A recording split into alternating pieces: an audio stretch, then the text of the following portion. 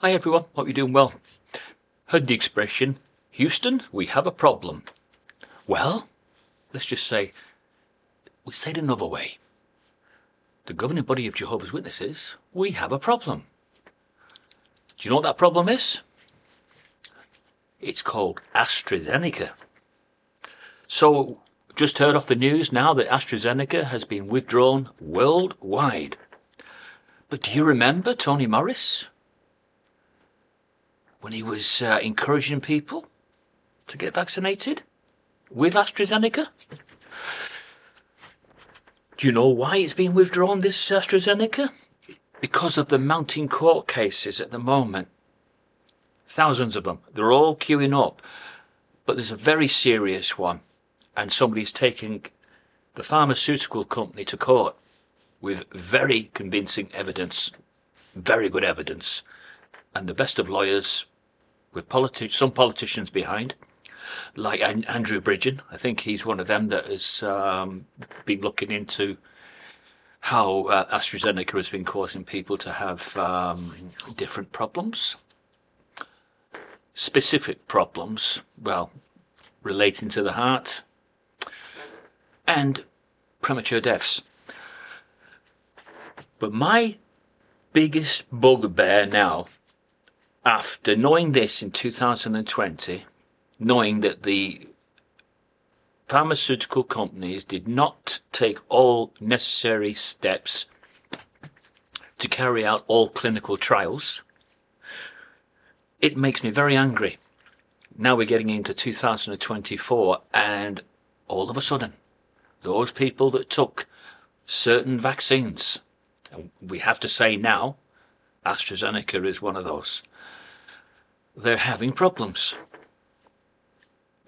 Different problems, but nevertheless problems. And maybe these problems they wouldn't have if they didn't take it. So the mounting court cases that are coming through at the moment is a very, very worrying sign for the pharmaceutical industry. Now, if this has happened to AstraZeneca, are there any court cases coming through for Pfizer? Well, at the moment, Pfizer's not withdrawn theirs worldwide. It's just AstraZeneca, which was invented by the Oxford students. That's correct, isn't it? The Oxford students were the ones that got this one off the ground, but they certainly didn't carry out all the necessary trials. Shame, shame. I hope they've got enough resources behind them to fight these thousands of cases that are coming through. Because if this one person wins his case, wow, it'll just open up the floodgates for others to take them to court. But what really annoys me more than anything about this is, why would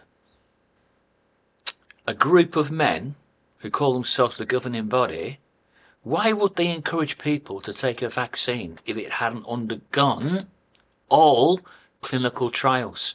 They must have known, just like I did in 2020. I'm not in possession of any special inside information.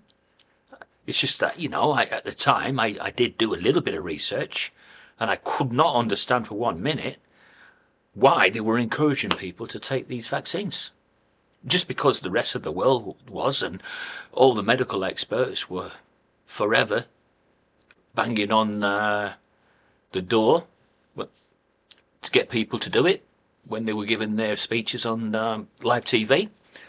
Get yourself vaccinated. It's the only way to protect yourself against COVID-19.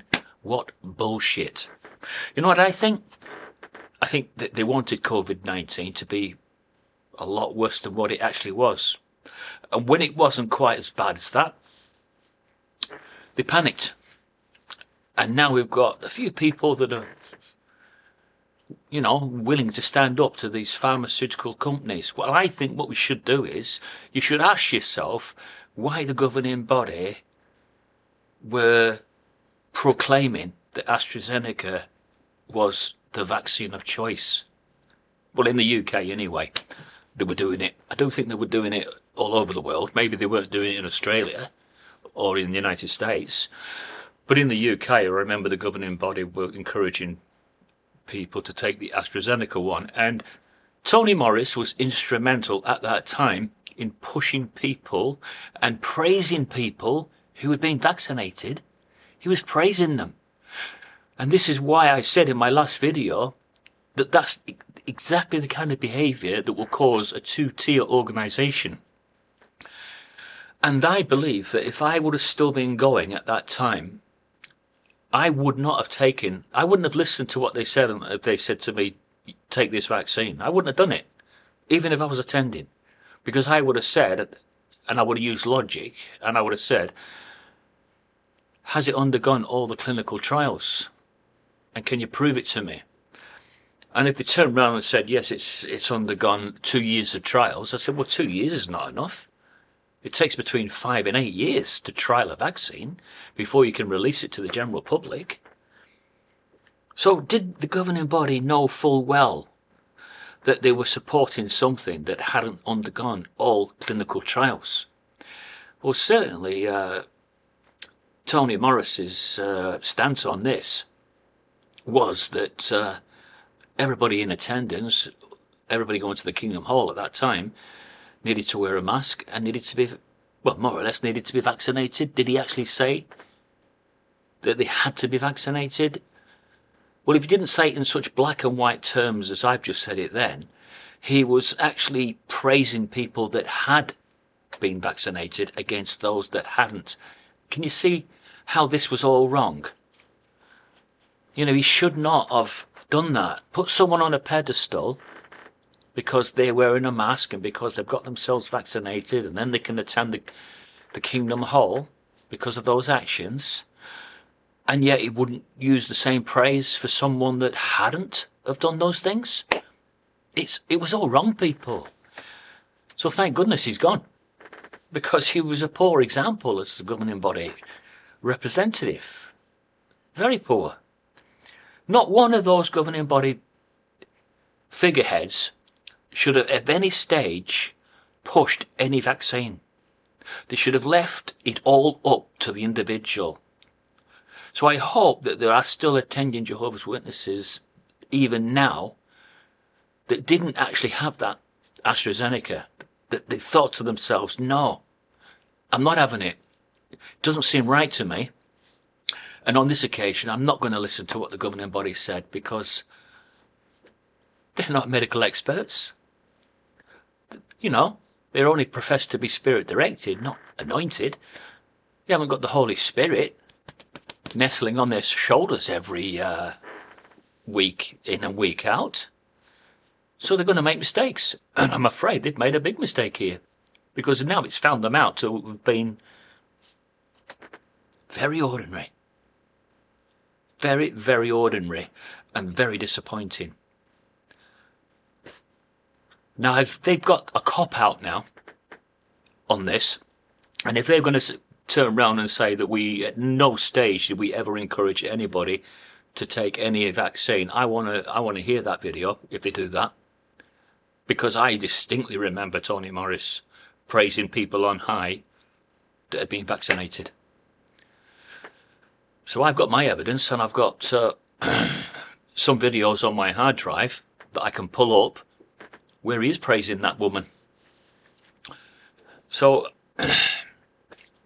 excuse me, people, got a bit of a cough. So I'm going to leave that one with you, peeps, to think about, because it's made me very angry. AstraZeneca withdrawn worldwide because they're preparing for the thousands of court cases that are coming through. People who have had premature deaths and picked up unknown alien illnesses that they didn't have before they had the vaccine. This is now a time for rejoicing. This is a time for people that have held out and said, no, I'm not having it. This is a time for you to say, you were right to hold out. You know, pat yourself on the back. You couldn't say all this on YouTube until this vaccine had been withdrawn. You couldn't say it, but now it has.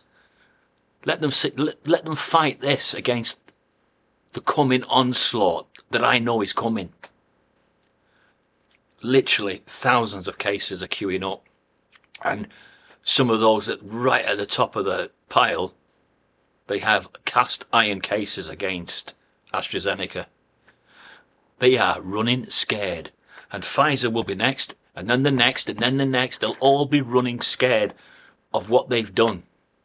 Pushed something on the world that had not been fully trialled. Makes you bloody angry.